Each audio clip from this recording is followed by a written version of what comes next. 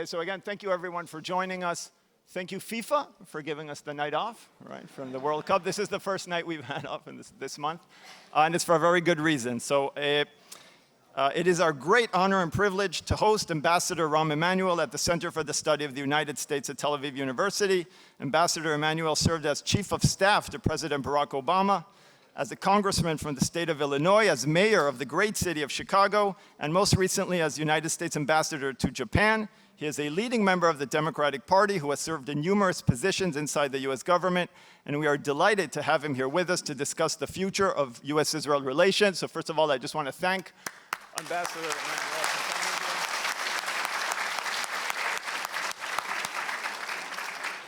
coming here. Before we begin, it's my pleasure to invite Professor Ariel Porat, President of Tel Aviv University, to give his opening remarks, after which Ambassador Emanuel will address the audience, and that will be followed by a Q&A with myself and Professor Sternhell with Ambassador Emanuel. Professor Porat, please.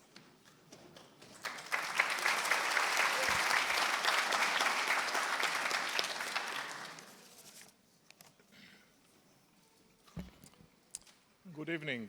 We are delighted to welcome Ambassador Rahm Emanuel to Tel Aviv University as a guest of our Center of the Study of the United States. Rahm has been a friend of Israel for many years, and he is one of the most experienced voices in American political life. We are grateful that he has accepted our invitation to be with us today and to share his views on issues of great importance to both our countries. Tel Aviv University is Israel's largest and most diverse university. Our diversity is reflected not only in the scope of our research and teaching, but also in our student body.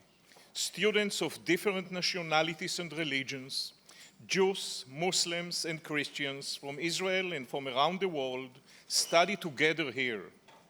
They share classrooms, laboratories, and our beautiful campus, learning from one another every day.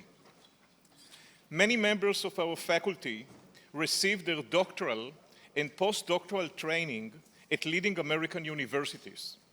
They continue to collaborate closely with colleagues in the United States on thousands of research projects across every field of knowledge. These partnerships are built on a very simple principle: that engagement is more productive than cutting ties, and that dialogue is always preferable to isolation. We are grateful to our colleagues around the world, and in the United States in particular, who continue to uphold that principle. In recent years, Tel Aviv University has stood out as Israel's most liberal, democratic, and pluralist university, and we are proud of that.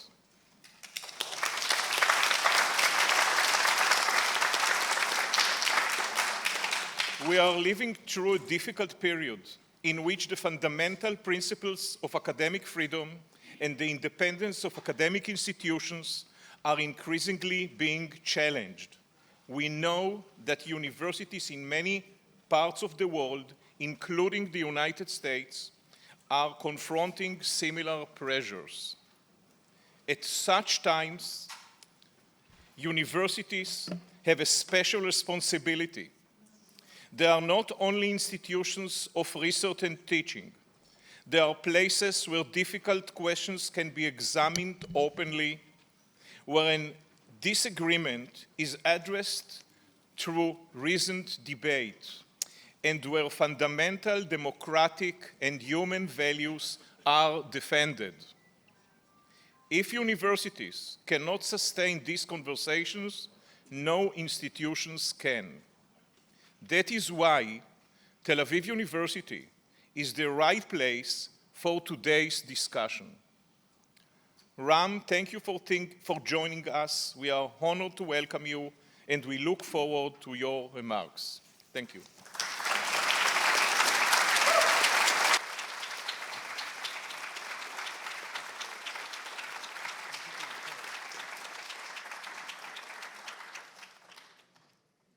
I want to thank the friends of Tel Aviv University, the students that are here, the academics, and also the colleagues here. I also want to thank the president for those kind words. And as I said to him earlier, I'm here because of his principled leadership and his courage in these difficult and challenging times. So thank you for the invitation. Let alone that he once taught at the University of Chicago. So little do you know, he also voted in Chicago. That's an inside joke. I want to start by saying 4 words that Israelis don't often hear anymore. I understand your cynicism and I understand your anger.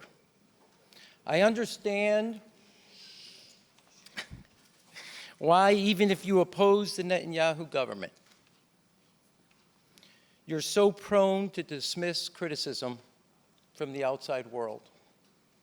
I understand that the corrupt Palestinian leadership has never lived up to the Palestinian people's legitimate right for self-determination and sovereignty. I understand for all of that, everyone acknowledges that the world changed on October 7th.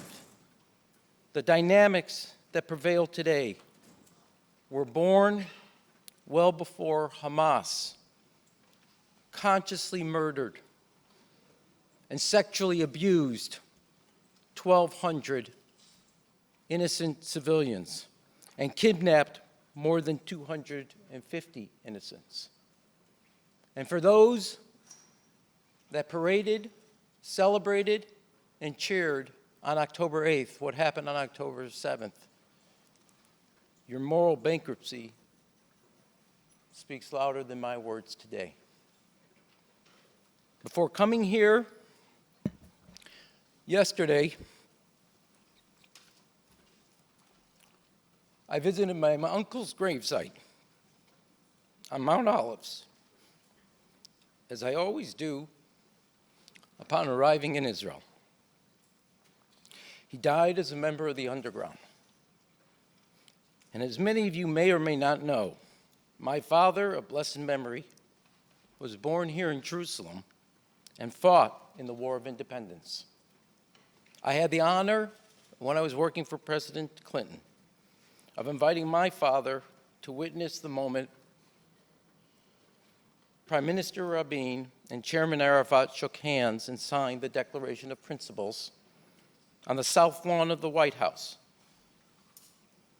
But not only did peace not materialize, Israel's reward for extending the olive branch was a wave of unrelenting violence, bombings on the streets of Dizengoff, in Ramat Gan, in Yehuda Market, targeting civilians for being Israelis.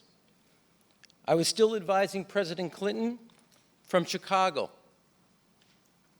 when the Prime Minister Ehud Barak offered Chairman Arafat 98% of what the Palestinians were seeking, but he refused to sign. And what did Israel earn offering sovereignty in exchange for its own security? The Intifada, again targeting civilians. Prime Minister Olmert made a similar offer years later to the Palestinians in 2007. But President Abbas once again walked away, sparking another wave of violence, horrific violence, that targeted civilians. 3 times in the 90s and 2000, Israel, you have offered the Palestinians sovereignty in exchange for your security. And 3 times, your offer was not only rejected politically, but was answered and met with direct attacks on the people of Israel. In the United States, we have a saying, fool me once, shame on you. Fool me twice, shame on me. So I truly understand that. But even while acknowledging that history, The path forward cannot be shackled to a past defined exclusively, consumed solely by recriminations. I came here from Chicago to tell you directly where things need to head if we are going to maintain the historic alliance between two democracies. Without question, the alliance is at a crossroads. It cannot stand or survive as it has been. To maintain the strength of our ties, this alliance needs significant changes and a new direction. Let's start by reviewing recent history. Over the last 5 years, Israel has evolved from being known as the startup nation to becoming, in the Prime Minister's own words, a modern-day Sparta. You have turned from being known as for your technological prowess to being considered primarily a territorial pariah. You in this room need to think about what that means for your future. The United States has been your foremost and steadfast ally since Israel's birth and its founding. We are prepared to stand shoulder to shoulder with Israel on the long and difficult journey towards peace, should you choose that path. But the most important thing a friend can do is to tell truth to a friend, even when it's painful. Today is a day for truth. The Prime Minister and his government have led Israel into a dead end.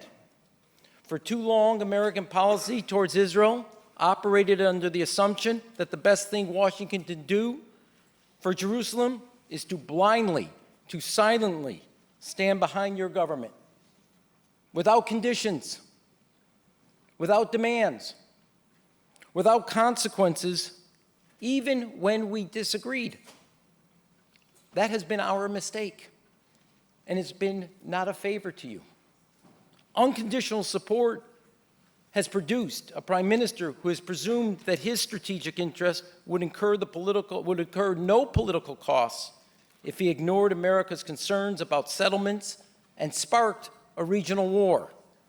Unconditional support has allowed you to deny food and medical relief to innocent Palestinians in Gaza, leaving the world to conclude that Israelis not only want to kill Palestinians, but they are completely indifferent to their death, to their destruction, and completely indifferent to their suffering. Unconditional support has girded a political coalition in the Knesset that learned it can burn Palestinian farmland in the West Bank, terrorize Palestinian families without consequence. Given all of this, we need fundamentally a new and different approach to this alliance. The new approach must stand on a new common understanding that the road to regional peace and stability depends on military and diplomatic efforts that, far from being at odds, actually complement each other.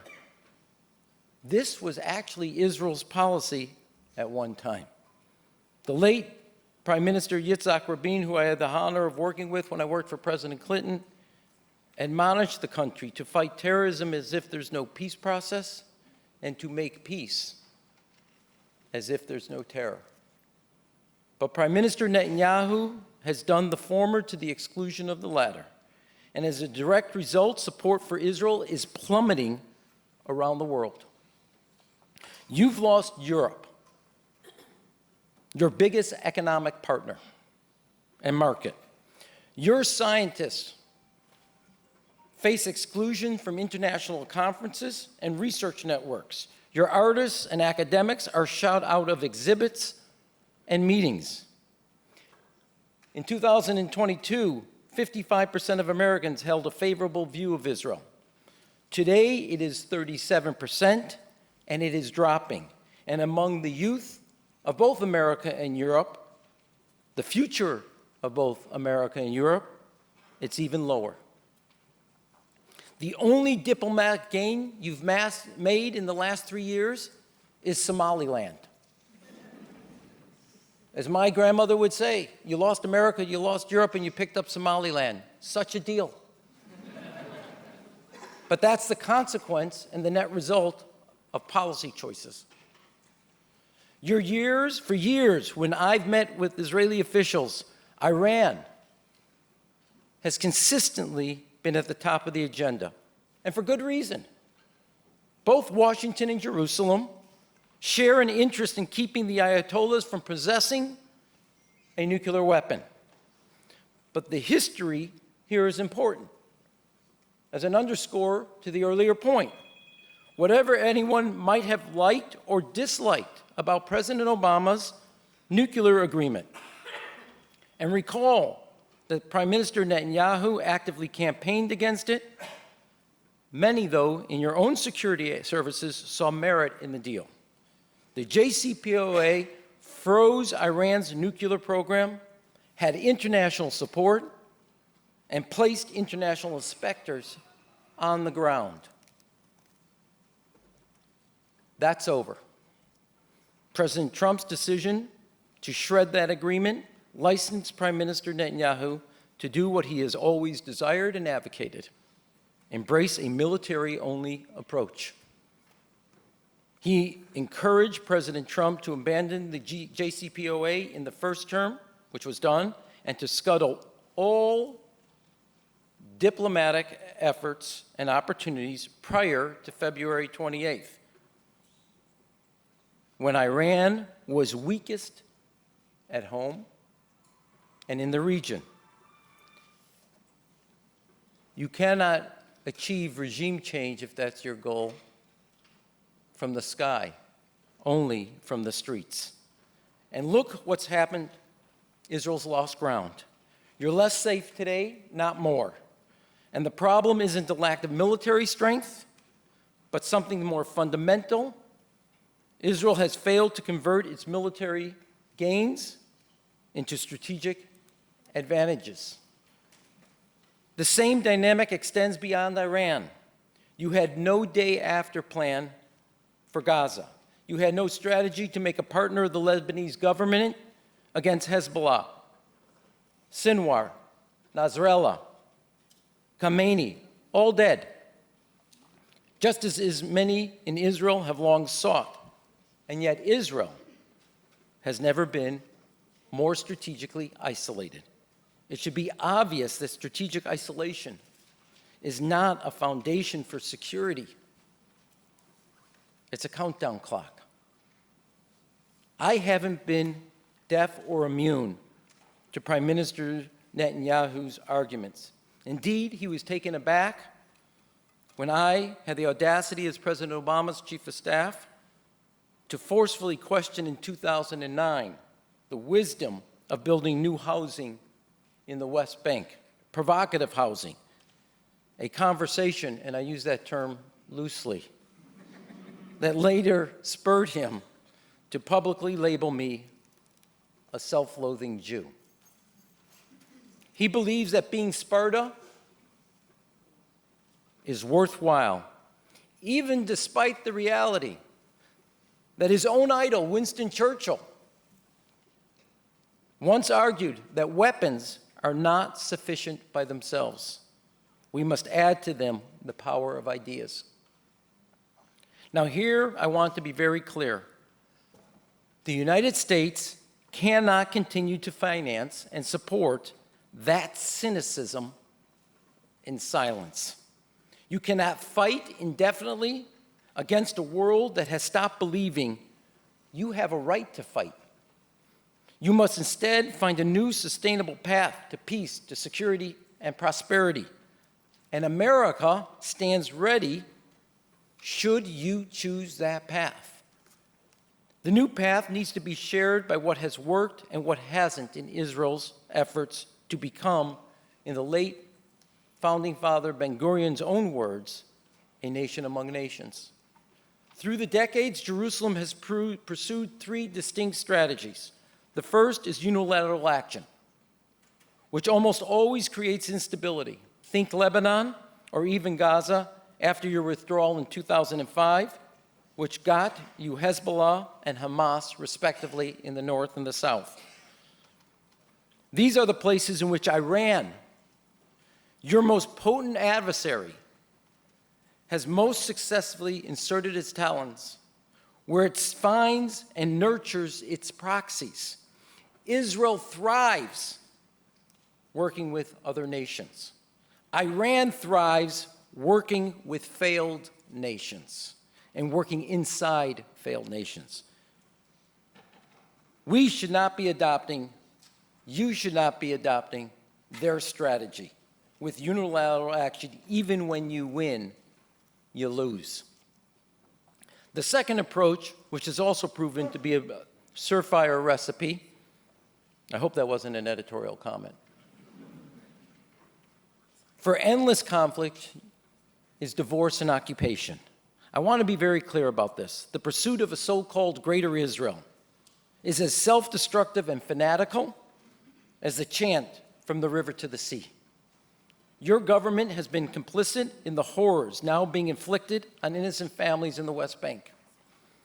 That undermines your international legitimacy as a small nation at a time when you can least afford it. The hard truth is that America's silence through the years has engendered the worst of your domestic politics. We've done you no favors by averting our eyes from, in my view, your misjudgments.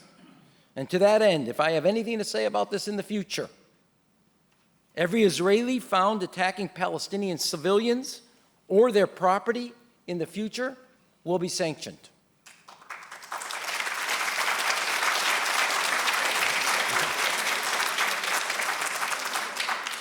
Hold your applause because you may not like this. Every Israeli government official who supports such violence will be sanctioned.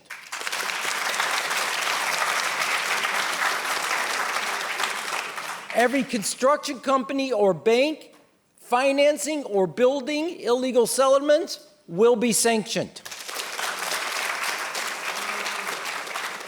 I got you. Prime Minister Netanyahu may take offense to these suggestions. Breaking news, it wouldn't be the first time. My commitments are neither radical nor new. They simply reflect how the United States of America applies its national security tools to achieve its goals. To that end, Israel has at its disposal a third option and a third approach, one that has succeeded repeatedly in your own history. And today I call on you to embrace it, once again, for both the security of our alliance and the security of the State of Israel.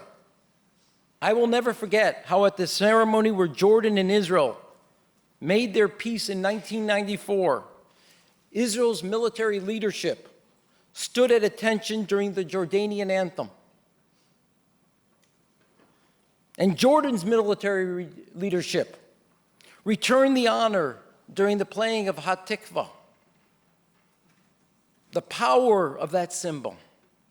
And like the 1979 treaty with Egypt, and decades later, the Abraham Accords, the peace agreements with other nations have endured because Israel found their counterparts to be a true partner in the pursuit of both peace and security.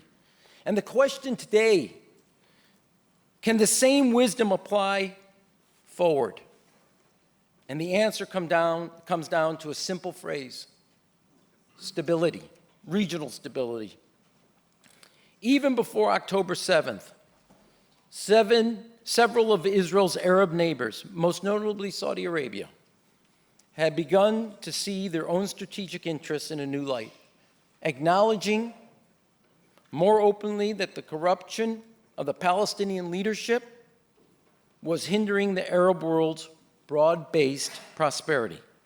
And that highlights a linchpin that is too often overlooked or ignored. Regional stability in the Middle East is predicated fundamentally on the Arab world assuming its rightful place and responsibility as the adult in the room with the Palestinian leadership. And here's why that's so important. Unlike during the Oslo process of years ago, they, the Arab League, appear now willing to step into that role. And in that spirit, I want to propose today a new three-part U.S. policy in the region, which would advance our joint security interests by leveraging the Arab world's desire for stability, Israel's need for its own security, and the Palestinian demands for sovereignty. These three elements can be packaged as a singular strategic initiative that benefits all. And let's begin with the naked truth and reality. The Arab leaders, not Israel, must hold the Palestinians responsible and accountable.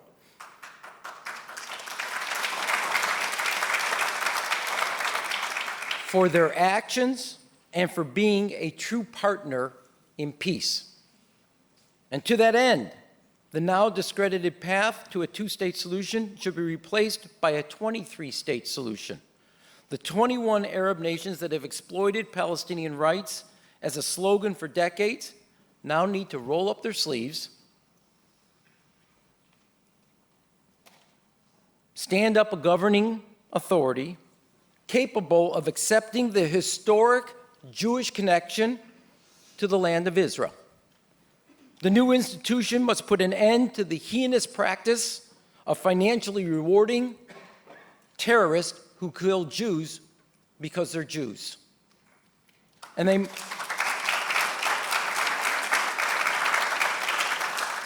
must do the most important thing as well, stop teaching their children, the future of their country, to hate Israel.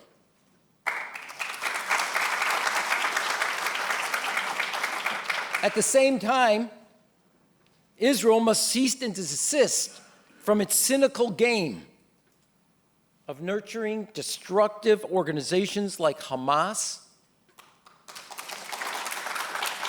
rather than nurturing partners in peace.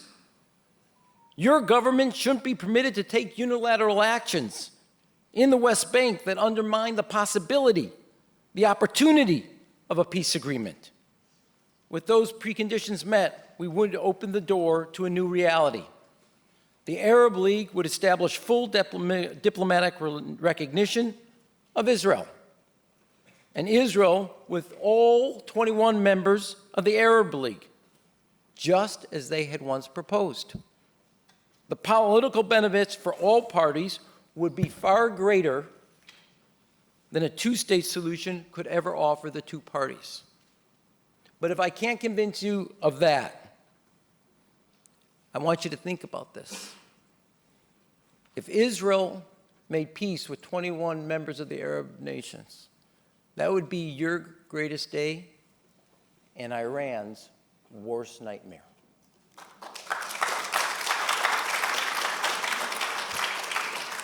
I understand why Israelis would be reluctant to engage again.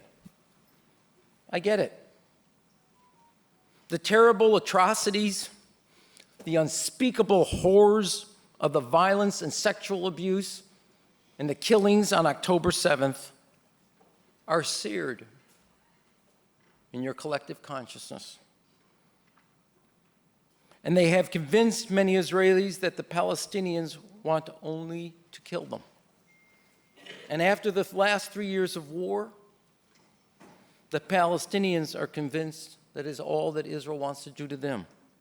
We now have two people suffering from deep trauma, incapable of seeing the other's pain and anguish, and empathizing with their pain and anguish. But I want you to hear me now. Israel will be alone if its leaders choose to attempt to annex the West Bank and pursue the fantasies of a greater Israel. America will not, America cannot, and it will not be complicit or complacent in that endeavor. That said, should you choose to pursue peace and security, we in the United States will be by your side every day, every step. The end goal of our joint strategy should be a single 23-state act of regional integration that establishes full diplomatic relations between Israel and all its Arab neighbors. And if you're not convinced regional stability would be an integral part to Israel's peace and security. You would no longer stand apart, but you would stand as a part of the Mideast.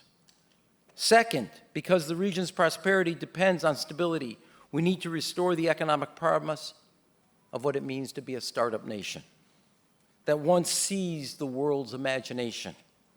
The India, Middle East, Europe Economic Corridor, IMEC, was announced at the G20 3 years ago to connect the rail lines, the ports, the highways, the fiber optic cables, and the energy networks running between India and Europe.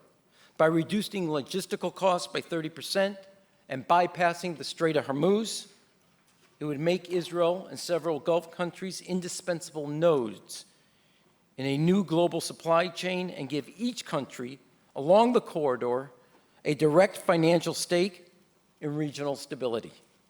With 23-state solution, the economic opportunity of IMEC at long last would ensure that Israel, both politically and economically, is a constituent part of the Middle East rather than an outlier.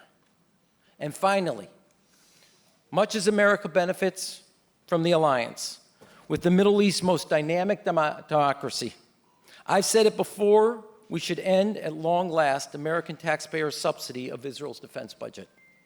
Your economy is strong. Your defense budget exceeds $45 billion.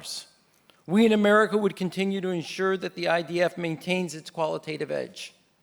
But Israel should be able to buy American arms under the same financial terms, the same restrictions, and the same requirements as every other trusted ally that abides by America's laws.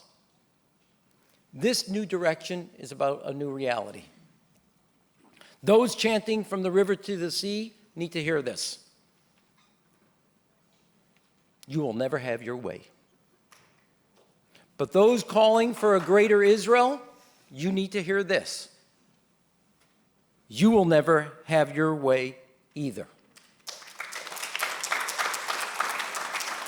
Both of them are fantasies chanted by fanatics that lead to perpetual, endless conflict. My three propositions and proposals are about Israel's future. They're about the alliance's future, and they're also about a stable Middle East.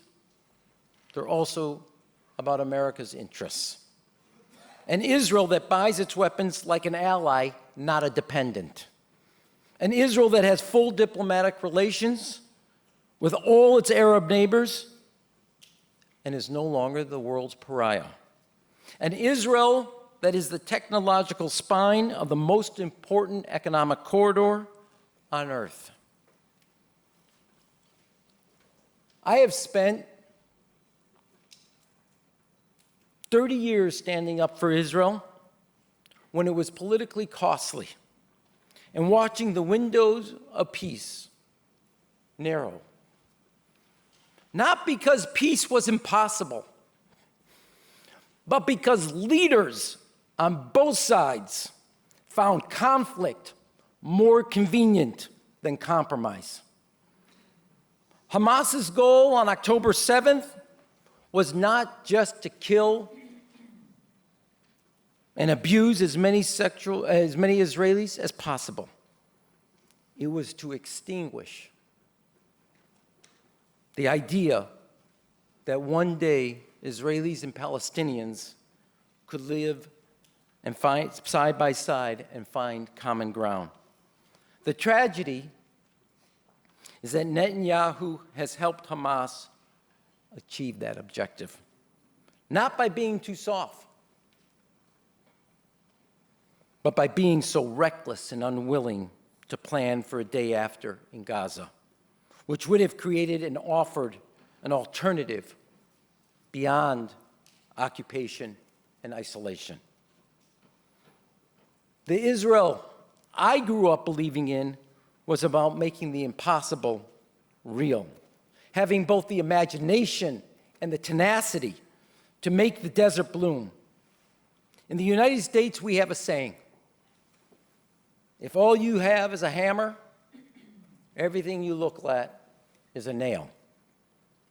Israel will become a prisoner of its own tools. Your military is a hammer, such that to the Prime Minister Netanyahu, every security challenge is a nail. Today, you may be more militarily secure. However, you're more diplomatically and politically isolated than ever before. That is a choice this government has made. What we need now is an Israel that is not naive, but is also not blind to possibility. An Israel that will work with Arab partners and Palestinian partners alike in a 23-state solution with Palestinian self-determination and Israel's security is the only way forward. We in America just celebrated our 250-year anniversary. Thank you.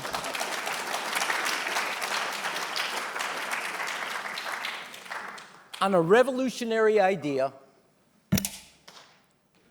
that sovereignty begins with the people, not a king. The ideas of freedom, liberty, and equality of opportunity were principles that would underpin a new government.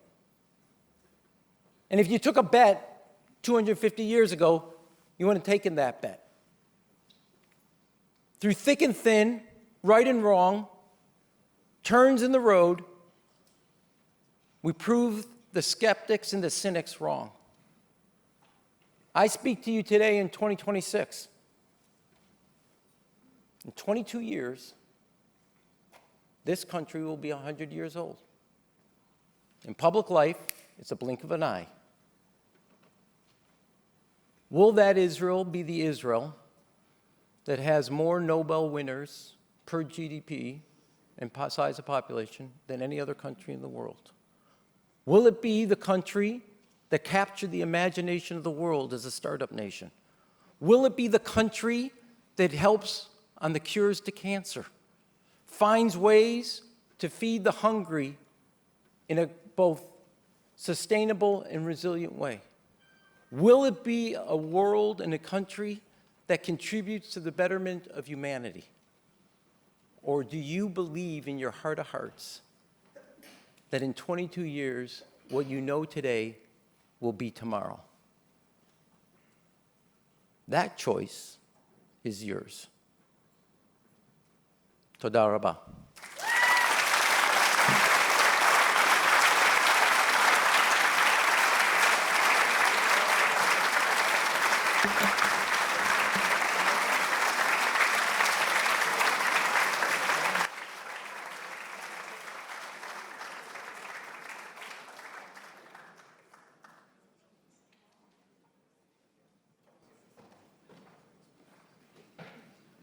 Very good.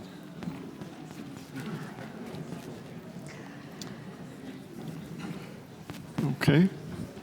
All right, great.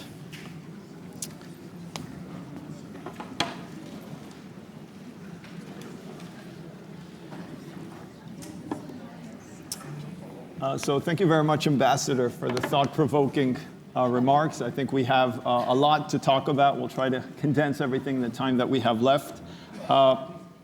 I do want to say that since our founding in 2018, the Center for the Study of the United States here has had the privilege to host speakers representing both political parties in the United States, including cabinet members from the Trump administration and most recently U.S. Ambassador to Israel Mike Huckabee, who spoke here a few weeks ago. We believe that such open and honest conversation as this conversation promises to be is the best way to pursue knowledge, advance scholarship, and promote the type of dialogue, inquiry, and coexistence that Tel Aviv University is committed to. Is that your way of clearing your throat? That was the way of preventing and preempting, certain nasty emails. But we did want to establish a few ground rules for the Q&A. As you recalled, we asked for questions in advance, right? And we received over 100 questions from Tau students and faculty and community.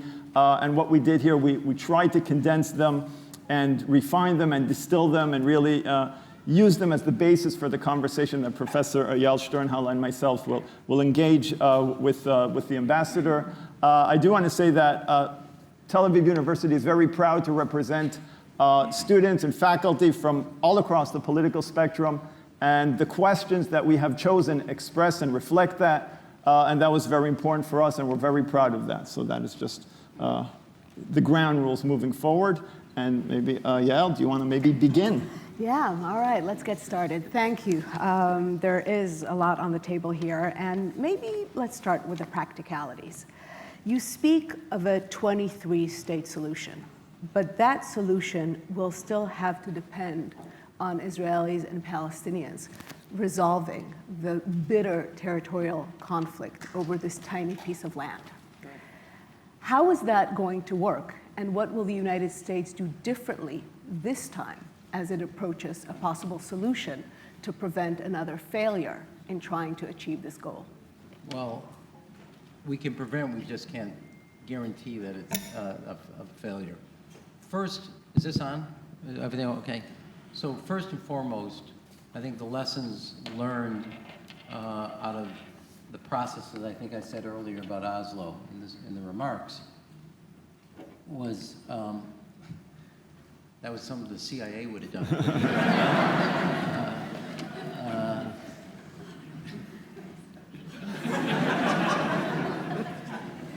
I don't know, even paranoid people have enemies. So I would just say to you is that I acknowledge the failures or the missed politics around the two-state. I would say to you, the Arab League offers this early in 2000 and then repeats it in 2013. The political benefits are far greater than a two-state solution. And in this process, you got to make the politics and policy align. That's number one. Number two, the Arab League doesn't get to sit on the sidelines and often commentary. They got to get in the arena, roll up their sleeves, and stand up a partner so that what happened by both Arafat and Abbas does not happen again, where they just simply walk away. Mm-hmm. They actually have to stand up a partner. Now, the other thing to know is, look, given what's happened to the Palestinian Authority, you can't say this on Wednesday and think that they're ready on Thursday. They're not ready. You have to build the institutions to be a legitimate government. You have to get rid of the corruption that has actually stolen from the Palestinian people the right and capability of sovereignty. And the Arab League has to be in the arena as that partner to ensure that you have a real partner for peace. Israel cannot be in a conscious and proactive way undermining every opportunity. And look, where we were in Oslo and where we were by the time Camp David occurs was a bit of years. That regional capacity has changed. So you're going to have to find adjustments to that regional piece. But the piece is not just land, although land's a big part of it. There's a whole other set of issues as it relates to security guarantees for Israel and legitimacy for the Palestinian people both there and abroad. And that's what you work out in the negotiations.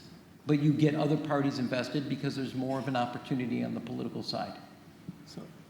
So I think many of us applaud the attempt to think creatively and think outside the box, as you know, the 23-state solution that you're proposing.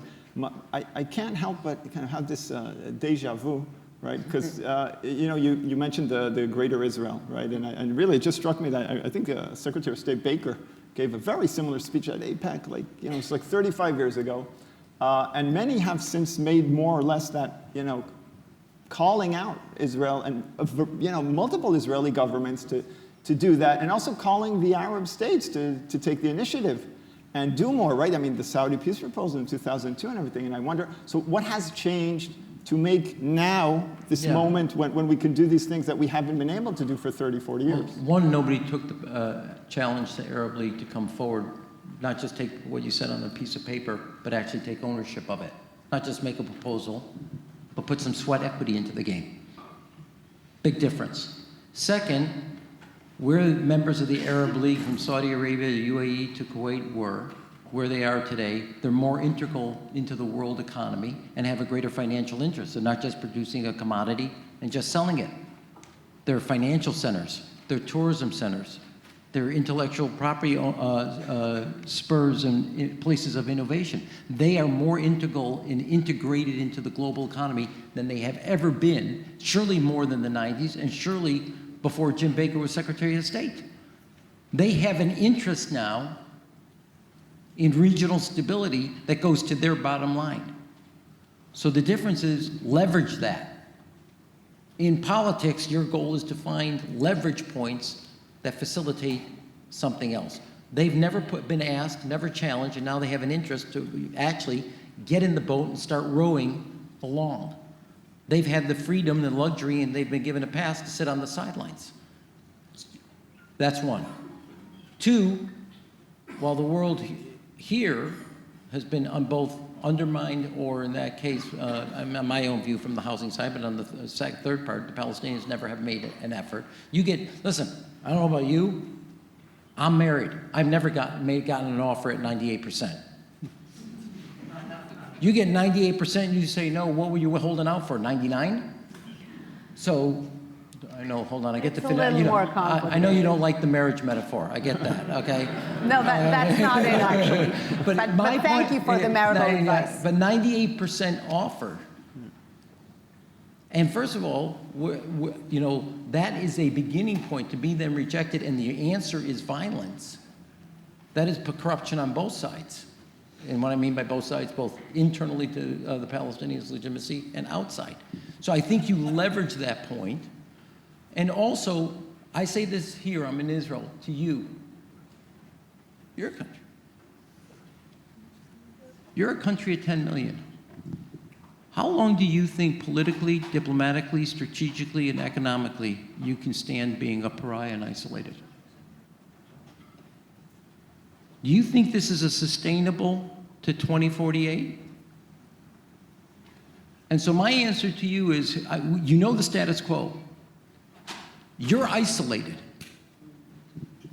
And I don't mean just diplomatically. The people of this country are isolated. You're economically isolated. You think this is going to stay for 22 years? Now, if you don't like my idea, and trust me, I've already gotten emails from my own family members that don't like what I'm offering, okay? You don't like it? Tell me what you're going to do to break out of the status quo. I think there's greater political value and better benefits that have Israel becoming a part of not only the region of the Middle East, part of also the world, but is part invested with others in stability. That has its own leverage points for your future and your security, and more importantly than me telling what's in your... It's also true of your greatest political partner, the United States. But I'm telling you right now, this alliance is at a tipping point. We will not continue to give you political, economic, strategic, military capital of ours when you undermine our own security and our own interests. This is a partnership, not a one-way street. And so that to me, but there are opportunities here to leverage to something greater. And do you think the Palestinians would go along with that, and that the Arab world has the ability to push them? Because that I think most people in this room, I would guess, are quite sympathetic to much of what you have to say. But after October 7th, I think many Israelis are very hesitant and vigilant about engaging anything that even sounds like a... Yeah, as I think I said in the remarks, I think I've addressed this very point. You don't know till you test it. And if you don't test it, you didn't test it in early 2000 when they made the offer. And I get why. You didn't test it in 2013.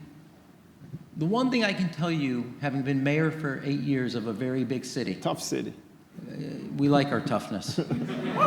we serve it with hot peppers. But I also can say this, having worked for 2 presidents, once as the chief of staff and once as a senior advisor. You know what comes into the Oval Office? bad and worse. Your job is to decipher which one's bad and which one's worse. When you're prime minister, you choose between bad and worse. That's the only two. You know what? You know what? You know who gets the decision for good and bad? The chief of staff. In the Oval Office, in the mayor's office, in the governor's office, the only thing that gets in there is bad and worse. You have to decipher the two. If you stay on this course, I can tell you where it leads. Now, if I wanted to be wrong about one of my predictions, there was the one that led to the argument between the prime minister and me where I said, if you continue to do what you're doing on the Heising, you will lead inevitably to perpetual conflict and the isolation of Israel. If there was one prediction I wanted to be wrong on, that was that prediction in 2009, 17 years ago. So why didn't you do more to stop it? Do you have any regrets today about how the Obama administration handled Israel-Palestine? And the Kerry peace plan. Okay, so one is, not that you have other things to read, but if you go back and look at Hillary Clinton's book, The Secretary of State, she writes pretty openly about my, do I look like a quiet, subtle person? So I was... You haven't. No. We're not hearing any swear words so far, so... Well, let me just be clear to you. Over my entire public career, as long as there's a microphone in my hand, you never have. Okay. Now, if you want me to put this down, I have a lot I'd like to say. So if you go to the record, everybody knows where I was, not only about the policy, which also led to me saying directly to the Prime Minister, but also internally about how to leverage that to seek that goal. So do I learn? Are there other things? Sure. But let me jump ahead. You didn't ask it, but let me just go to it. Look, no agreement is perfect. That's just a simple fact of politics. No agreement. Many in this room probably did not support, since you brought up President Obama, the JCPOA. But underscoring what I said about good, bad, and worse coming in the Oval Office. Under JCPOA, Russia and China enforced it. Today, Russia and China is backing Iran. Under JCPOA, the uranium was out. Today, it's in Iran. Under JCPOA, couldn't get past 3%. Today, you're at 90%. Under JCPOA, you had international inspectors on the ground. Today, you have none. You chose military option, that's what you get. So there's consequences to this. There's things that you regret, things that you would change. I told you what I learned from the 90s to where we are today. Did I speak up? I am not. A lot of people, my wife would like me to work on my silence. I'm not very good at that sometimes. I said my piece. No, you can take it. Could we talk about U.S.-Israel relations, right? And that, of course, that has been a big part of not just the speech, but you seem to be focused on that in the last few months. And where is it going, right? And I think one of the questions that many of us are interested in, and maybe even anxious about, is how do you envision this new U.S.-Israel relationship? Is it conditional upon the nature of the next government that will arise in Israel, hopefully at the end of the year? And is it, how's it going to look like? Because you said something about, right? You said cutting off foreign military financing, which I think even the Prime Minister Netanyahu has already embraced that. But beyond that, does that mean that the U.S. doesn't have Israel's back in times of crisis? So, if I get nothing across in this trip, I want you, because it's actually dawned on me, I'm on day 4 of being here, but 3 full days. I want everybody to understand this. This is not a Democratic Party problem. This is not a party or a partisan problem or challenge. Israel today has an America problem. When you have only 32% of the country supporting you, that is not a partisan problem. And when you go down to people from the age of 30 or younger, depending on poll, it's either 22% or 19%. You have a demographic problem and a national problem. Two, by way of reference to drive that point so it really seeps in, massive bipartisan support for NATO and our European alliances. I can tell you as a former ambassador to Japan for the United States of America, real significant support, not only for our ally Japan, Korea, Australia, and the United States. This is the one ally or alliance and agreement that doesn't exist. And if you think in politics, to quote Abraham Lincoln, with public opinion you can do anything, without it, not much. And then that's an abbreviation of what Abraham Lincoln said.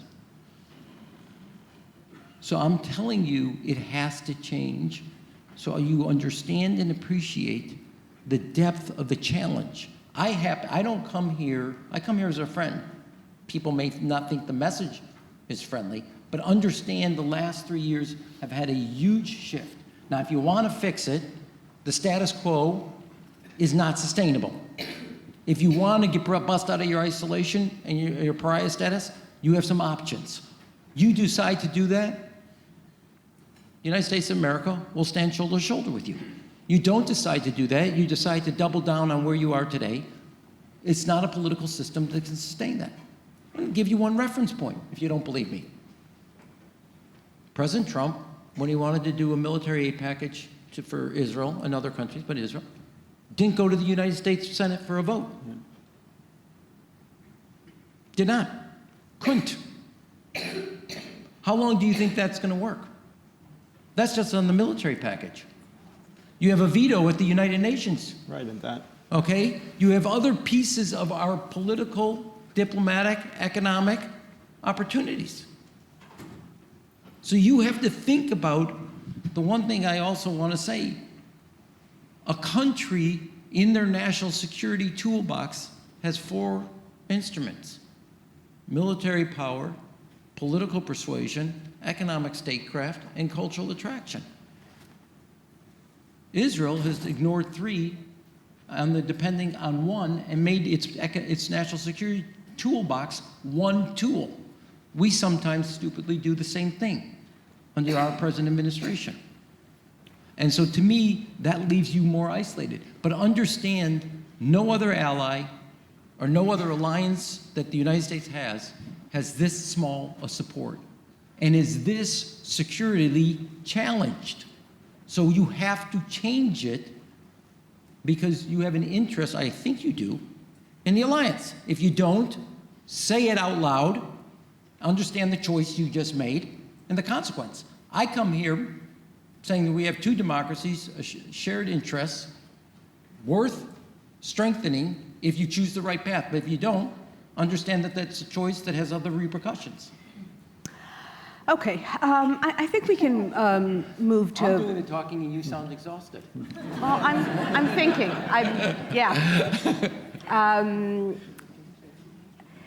I think a lot of Israelis, and this is also pretty clear from the questions we received, are worried about rising anti-Semitism in the United States. And the question is whether it is Israel's policies that have released these demons that we had all thought were dead and gone, or whether there are internal reasons, demographic reasons, political agendas that are pushing what is a perceptible rise in anti-Semitic rhetoric and actions in the United States. So I've been in politics since the 80s, but national politics since working for President Clinton.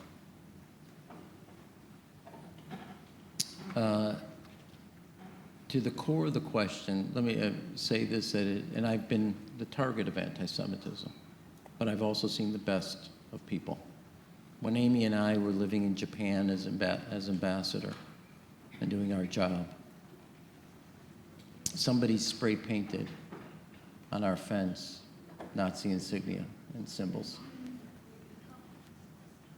a neighbor, unbeknownst to us, the next day cleans it all up. So I've seen the worst and I've seen the best. Mm-hmm. The marching in Virginia in President Trump's first term, not way prior to the October 7th. Charlottesville. Yeah. People were chanting, the Jews will not replace us. So anti-Semitism has always existed. My first political action, independent of my parents when I was 17, was in Marquette Park, a neighborhood in Chicago, was to challenge the neo-Nazis that were protesting. So I know anti-Semitism has always been there. You are not wrong that what was then once episodic has become more consistent, and not only more consistent in public, have had people act on it. From what's happened to me by nowhere as threatening to what happened at the Tree of Life Synagogue in Pittsburgh, to Governor Shapiro's residence in Harrisburg, and you've seen it in Colorado, you've seen it in DC. There has been a permission slip for anti-Semitism that was offered before. Do I think the last 3 years added to it? Yes. Do I think it existed way before then? Yes. Do I think that it was became more public prior to October 7th? Without a doubt. There's a lot of people, I'm sure there's academics here that will ask why, where, and how. But I want to say one thing also here, because you see the anti-Semitic acts, et cetera. Your president was spent time in Chicago. I ran in the Congressional District in Chicago that was known as the Polish seat. Rostenkowski had it prior to me, Roman Buczynski, and ran against a Polish woman. The members beforehand were Dan Rostenkowski, Roman Buczynski, Frank Annunzio, Rob Blagojevich, Mike Flanagan. Rahm Emanuel doesn't fit in that. And yet, overwhelmingly elected me, and then kept overwhelming me every year. When I ran for mayor, faced ugliness, as I ran in Congress. So I have seen the ugliness of it, and I've seen the greatness of people judging somebody by their character. Is that even true for electing a Jewish president? Yeah. Look, my faith is not anybody's problem. You know what the problem is in America? Is that American people have lost faith in America. And that's the faith we have to work on.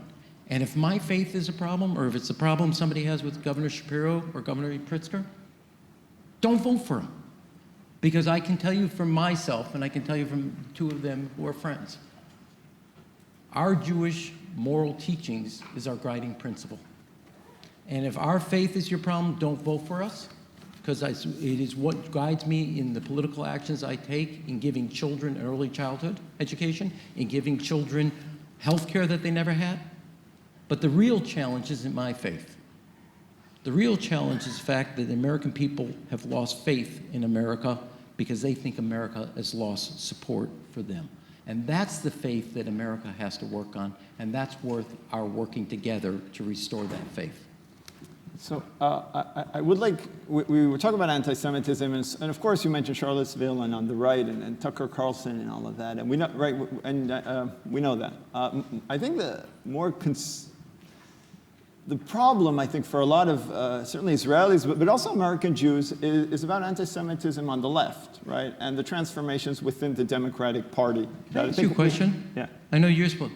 Why would anti-Semitism on one side be more troubling to you than anti-Semitism because on another? we know about the anti-Semitism on the right, and that's always been there, right? The one on the left, I mean, the American left created Israel. The Democratic Party created Israel. Really, you know, Truman and the labor unions, and this is my way to pitch in my book on the labor unions, but right? but that's the truth. Is it on discount on Amazon? Not yet. Not Okay. yet. But the left isn't supposed to be anti-Semitic, and right there's I don't want to say they claim the moral high ground, but it is, you know, a multicultural. That's what the Democratic Party since the 70s, since McGovern, has prided itself on. And what we are seeing in the last few years, of course, is a very big problem within the Democratic Party.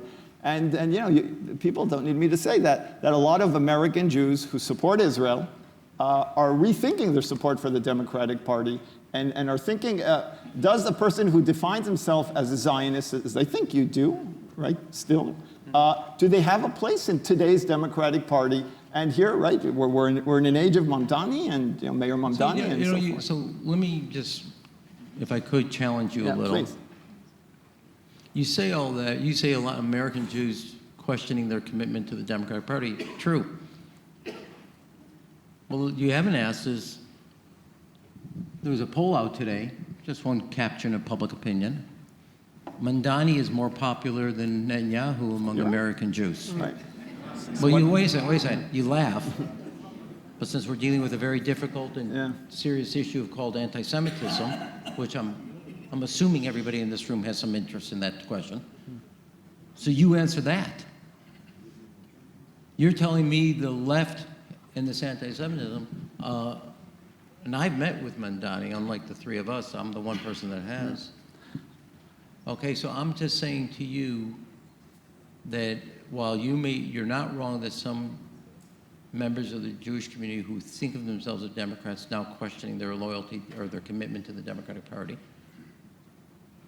don't be so sure there aren't some American Jews based on what has happened in this government that have also started to question their view, not of Israel, but of the government. Number two, to that effort, you are not wrong, and I want to say this. The Democratic Party is built on a culture of tolerance. It's a big coalition, not a monolithic. And in the spirit of tolerance, it doesn't practice it all the time. In the spirit of inclusion, it doesn't practice that all the time. And in the spirit of those values, it doesn't. And it falls short. And you're not wrong about that.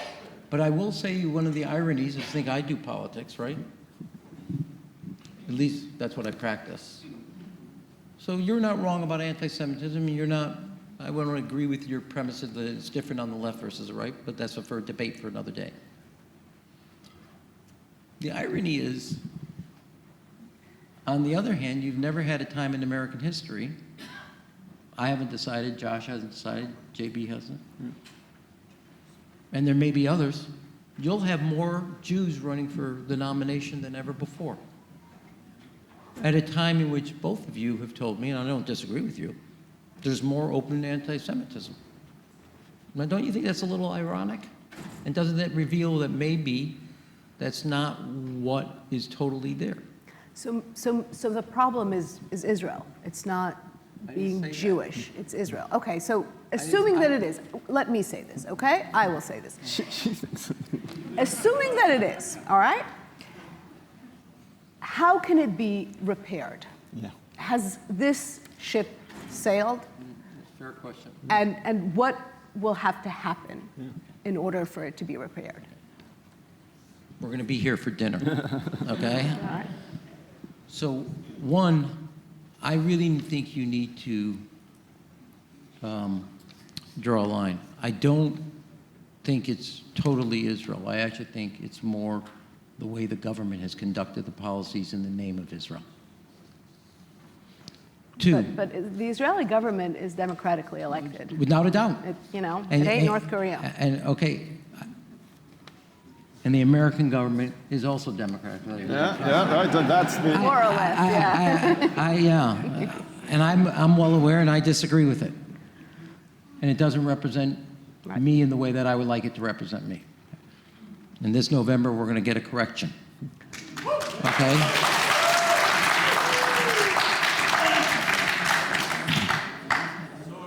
Okay, well.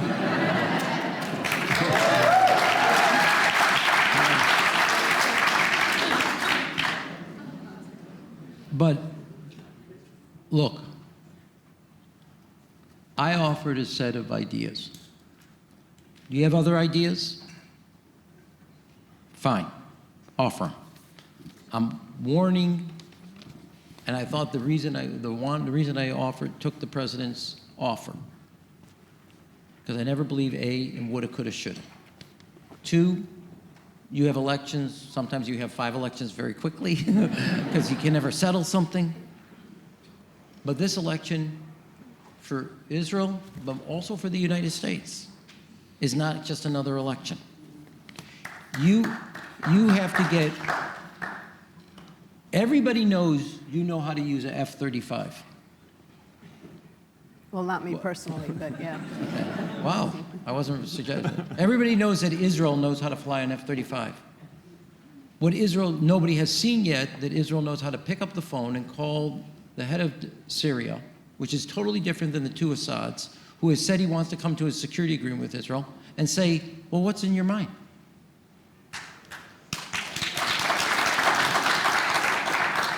You've had 4 decades plus of a Syrian government run by an Assad who would never recognize Israel or work with Israel. For the first time, you have a head of state in Syria that says you have a common enemy. That's how we refer to Iran. And Syria was a transit for Hezbollah. I'll pay the phone call costs. You don't even have to incur the cost. I'll pay for it. You can use my AT&T international calling card. Call. You have not tried. And it's not really having an agreement on the Syrian front, and again, he said security, not full peace, to me, is a freebie. And you cut off the transit to Hezbollah. If you can't do it, get caught trying to do it. And if you ask me how to best work on it, you didn't get here in a day. You're not going to get out of here in a day. And again, I want to repeat this. I'm saying this from my interest as an American in America's interest. That is my interest as your principal ally and partner.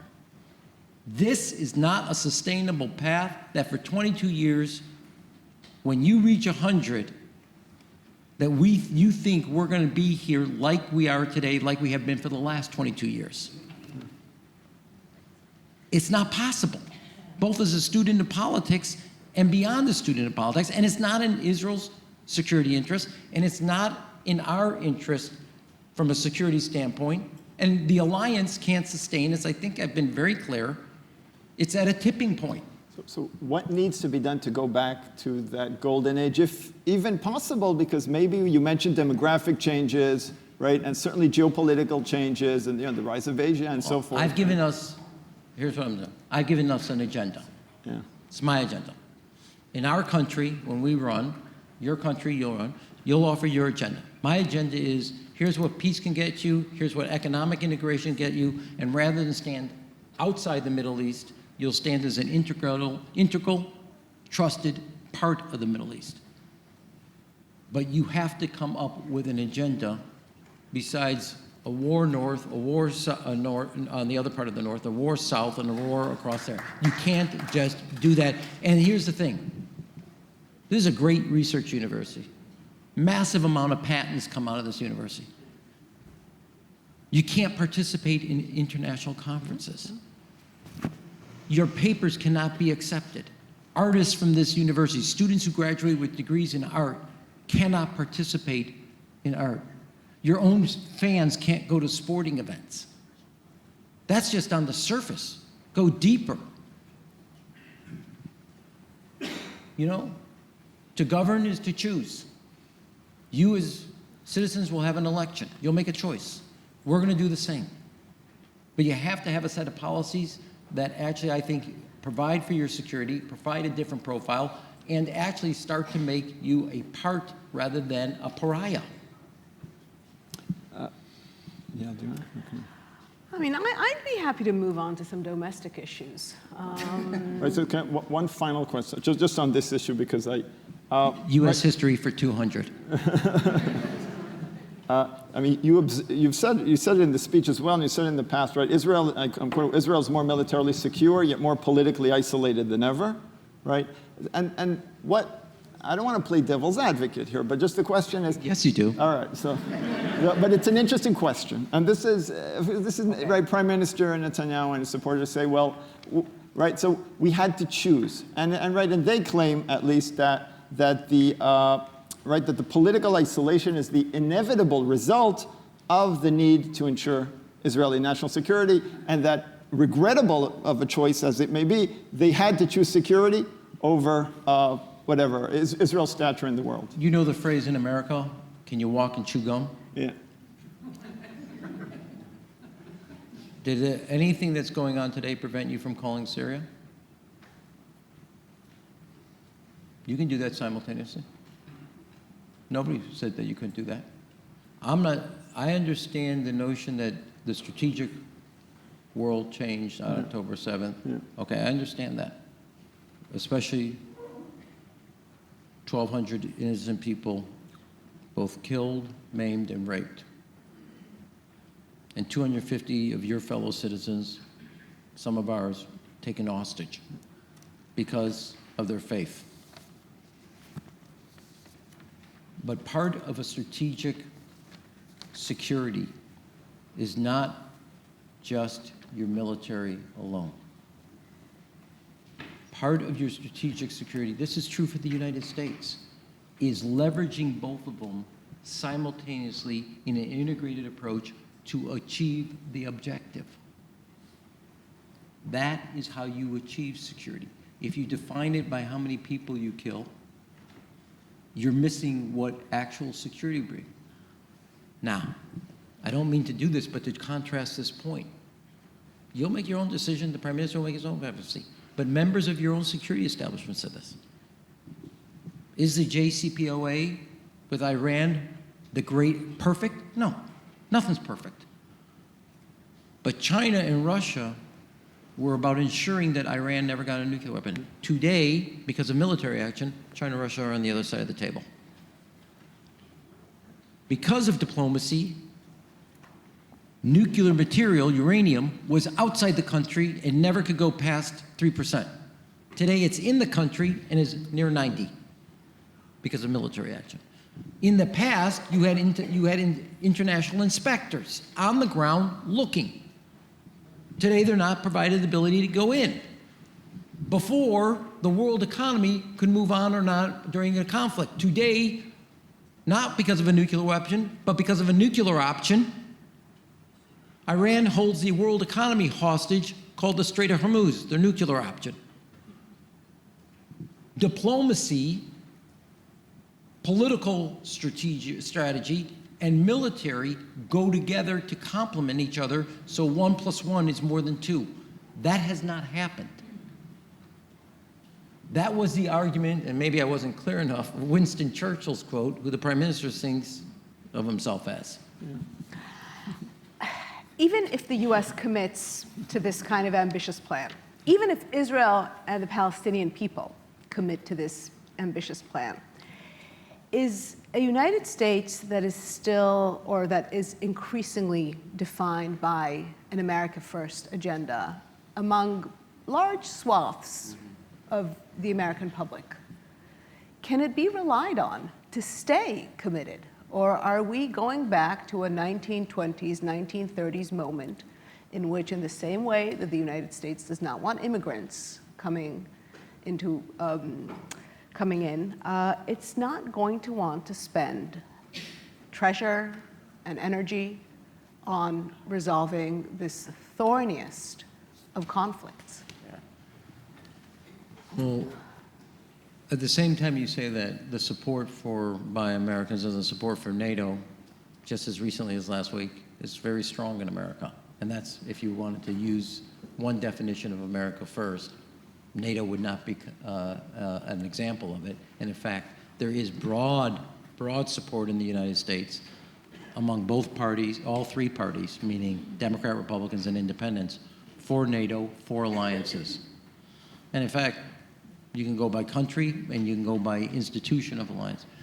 So I'm not sure America First captures the American, not only public opinion, but mindset. Mm-hmm. Number two,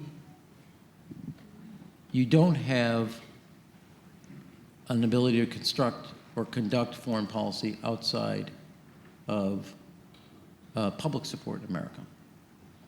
One of the challenges, at least for conducting an America that's engaged in the world, which I happen to think America can't afford not to be engaged in the world for our own interest, is because a lot of people rightfully think America took their eye off the ball of America. Now look, I have a view of American politics in the last 25 years.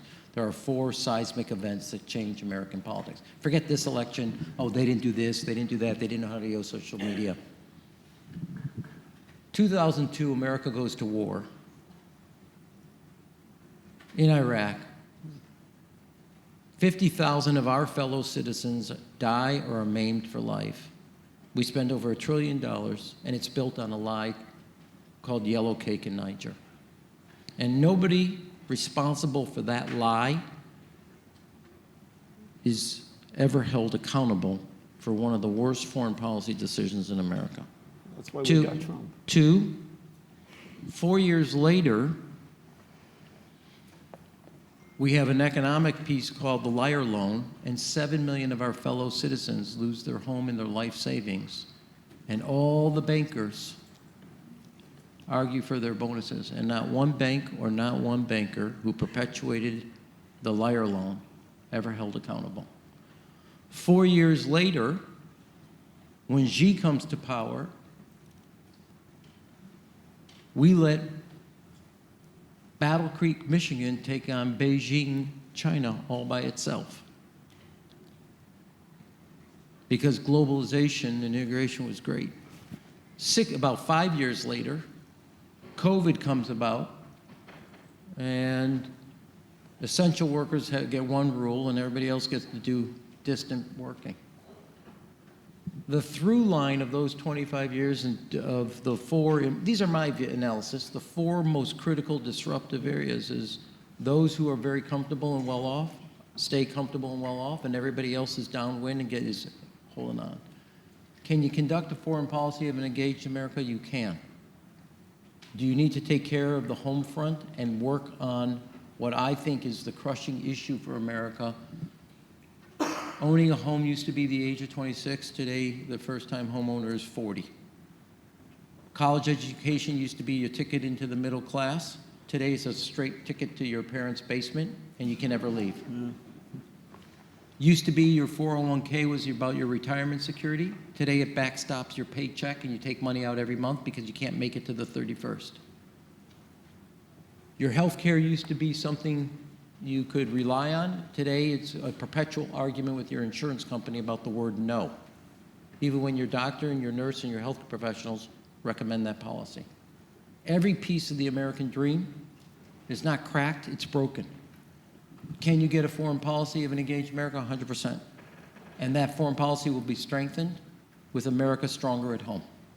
All right, so it's easy to take this answer and then ask you whether, when you look at how the right rose in the United States as a result of all of this, and when you compare that to the rise of the Israeli left over the last couple of decades, to the rise of the Israeli left over Left the or last right? couple. Sorry, Right. what was I saying? The rise of the right. The rise of the right. Okay. So And I thought I was the exhausted one. I'm listening and thinking intently. You're describing a set of circumstances that have pushed Americans to the right. It could have pushed them to the left, but eventually in 2016, it did push them to the right. Now, Israeli society is also confronting a move to the right that stems from other reasons altogether. So what are you seeing in the United States? Is this local or is this global? Are these similar problems? And just a short follow-up, if I may.